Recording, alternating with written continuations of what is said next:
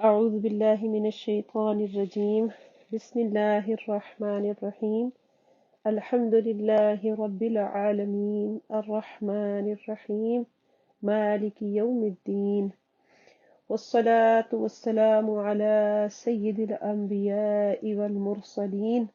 اللهم إياك نعبد وإياك نستعين، اهدنا الصراط المستقيم، صراط الذين أنعمت عليهم غير المغضوب عليهم ولا الضالين آمین بحق طه و یاسین۔ اللہ رب العزت کا کروڑہا احسان ہے کہ اللہ رب العزت نے ہم سب کو ایمان کی سلامتی عطا فرمائی، صحت تندرستی اور عافیت عطا فرمائی، اور اسی صحت تندرستی عافیت جیسی نعمتوں کے ساتھ اللہ رب العزت نے اپنا لطف، اپنا کرم، اپنی نعمت، اپنی عنایت ہم پر یہ بھی برسائی کہ قرآن عظیم کو پڑھنے، اس کو سمجھنے، اس نور کو اپنے دلوں میں اتارنے، اس سے اپنے دلوں روح کو منور کرنے کی اللہ ہمیں توفیق عطا فرماتے ہیں۔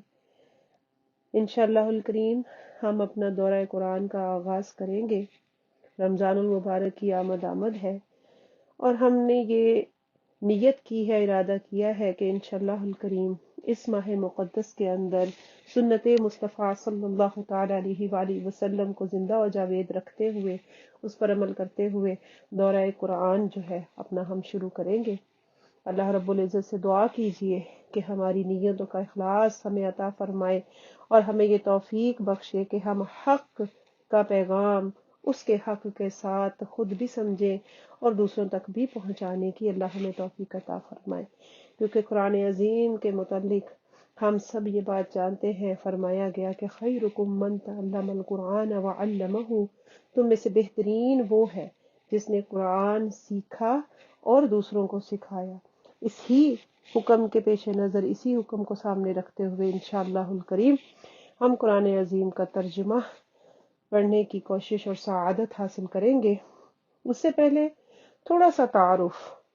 میں ایک حقیر، میری کیا اوقات کہ اللہ رب العزت کے اس کلام عظیم کو لفظوں میں بند کر سکوں، لفظوں میں قید کر سکوں۔ یہ تو ایک ایسا سمندر ہے کہ صدیاں بیت چکی ہیں، 1400 سال پہلے یہ کتاب مقدس قلب اطہر مصطفیٰ پر نازل ہوئی، اور جب سے آج تک ہر زبان میں اس کے تراجم، اس کی تفاسیر شائع ہوئیں۔ ہر ایک علم و فہم رکھنے والے نے اپنی اپنی استطاعت کے مطابق اللہ کے فضل سے اس قرآن عظیم کے ترجمہ و تفسیر تک رسائی حاصل کرنے کی کوشش کی۔ ہم بھی اپنا نام ان میں لکھواتے ہیں۔ پڑھنے والوں میں اللہ رب العزت ہمیں رکھے، عمل والوں میں اللہ رب العزت ہمیں رکھے، اور اللہ رب العزت یہ فیض ہمارے ذریعے سے بھی دوسروں تک پہنچائے اور دوسروں سے ہم تک پہنچائے۔ اللہ رب العزت نے، اس رحمان الرحیم پروردگار نے اپنے بندوں کی رہنمائی اور ان کی حقیقی فلاح اور کامیابی کے لیے جو صحیفہ خاتم الانبیاء حضرت محمد مصطفیٰ صلی اللہ تعالی علیہ وآلہ وسلم کے قلب اطہر پر نازل فرمایا، اسے ہم قرآن مجید کے نام سے جانتے ہیں۔ کہنے کا تو یہ کتاب ہے، اور کتابیں ان گنت ہیں، بہت ضخیم، بڑی ادب، بڑی دلاویز کتابیں، لیکن اس کتاب مقدس کی شان ہی نرالی ہے۔ یہ صحیفہ بیک وقت کتاب بھی ہے اور علم و معرفت کا آفتاب جہاں تاب بھی ہے، جس میں زندگی کی حرارت اور ہدایت کا نور دونوں موجود ہے۔ اس کا حسن و جمال قلب و نگاہ کو بھی متاثر کرتا ہے، اور اس کی تجلیات سے دنیا اور عقبہ دونوں جگمگا رہے ہیں۔ اس کا فیض ہر پیاسے کو اس کی پیاس کے مطابق سیراب کرتا ہے۔ اس کا پیغام اگر عقل و خرد کو لذت و جستجو بخشتا ہے تو قلب و روح کو بھی شوق فراواں سے مالا مال کرتا ہے۔ اس کی تعلیم نے انسان کو خود شناس بھی بنایا اور خدا شناس بھی بنایا۔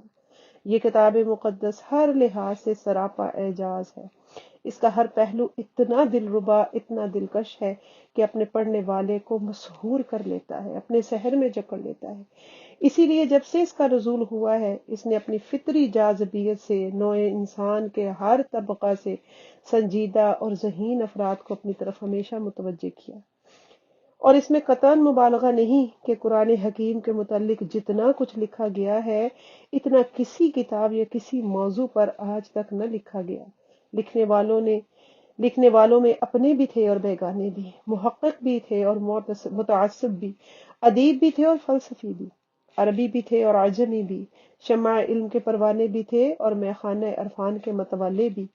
سبھی نے اس کی خدمت کی، بلکہ سبھی سے اس قرآن عظیم نے اپنی خدمت لی، اور ہر ایک نے اس چاکری کو اپنے لیے باعث عزت و سعادت سمجھا۔ اس بحر بے پیدا کنار میں غواصی کرنے والوں نے غواصی کا حق ادا کیا، ہر ایک نے اپنی ہمت کے مطابق انمول موتیوں سے اپنی جوڑیاں بنی۔ یہاں پر مجھے ایک بات یاد آ رہی ہے، ہمارے ایک شیخ اللہ رب العزت ان کی قبر پر کروڑ انوار نازل فرمائے، آپ فرمایا کرتے تھے، بچوں کو پیار سے سمجھانے کے لیے ایک پہیلی دیا کرتے تھے کہ ایک سمندر 30 جزیرے، بکھرے ہیں ان میں موتی ہیرے، جو بھی اس کی سیر کو جائے ہیرے موتی لے کر آئے۔ تو ہر کوئی ان انمول موتیوں سے اپنی جھولیاں بھرتا ہے، لیکن اس کے معارف کے خزانے بھرے کے بھرے ہیں، اس کے اسرار و رموز کے گنجینوں میں کمی نہ ہوئی۔ جنہوں نے اس گلستان مانی میں گل چینی کرتے کرتے عمریں گزار دی، انہوں نے بھی تو یہ نہیں کہا کہ ہم نے سب پھول چن لیے، بلکہ سب نے بے تعمل یہ اعتراف کیا کہ دامان نگاہ تنگ گلے حسن تو بسیار، گل چین تو استنگی داما گلدار۔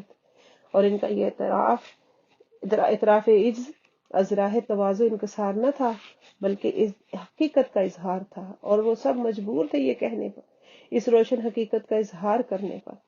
اللہ رب العزت سے دعا کیجئے کہ اللہ تعالیٰ تیرے بڑے بڑے محققین نے، تیرے بڑے بڑے مفسرین نے اس قرآن عظیم کے اوپر اپنی تباہ آزمائی کی ہے۔ مولا ہم تو گناہ گار ہیں، تو نے ہمیں یہ توفیق عطا فرمائی ہے مولا، تو ہم سب کو یہ شکرانے کی بھی توفیق عطا فرما دے مولا، جیسے تو نے قرآن عظیم میں ارشاد فرمایا ہے، رب اوزعنی ان اشکر نعمتک التی انعمت علی وعلی والدی وان اعمل صالحا ترضاہ واصلح لی فی ذریتی انی تبت الیک وانی من المسلمین۔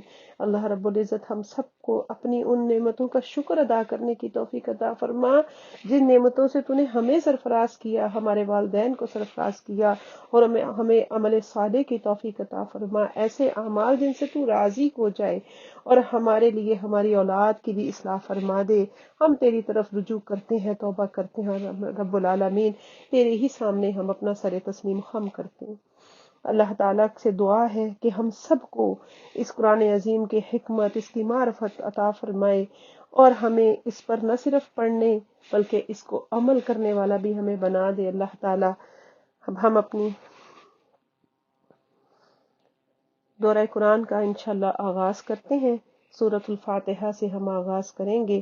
سب بہنیں میرے ساتھ مل کر دعا کر لیجئے، نیک نیتیں اللہ رب العزت کی بارگاہ میں پیش کر دیجئے۔ اللہ رب العزت ہمیں نیتوں کا اخلاص عطا فرمائے، اپنی رضا کی خاطر اپنے پیارے محبوب کی سنت کریمہ کو زندہ و جاوید رکھتے ہوئے قرآن پر پڑھنے، اس دورہ قرآن کو شروع کرنے کی توفیق بھی عطا فرمائی ہے، تو اللہ رب العزت اس کو پورے حق کے ساتھ پڑھنے کی اور اس کو مکمل کرنے کی بھی اللہ تعالی ہم کو توفیق عطا فرمائے۔ السلام علیکم ورحمۃ اللہ وبرکاتہ۔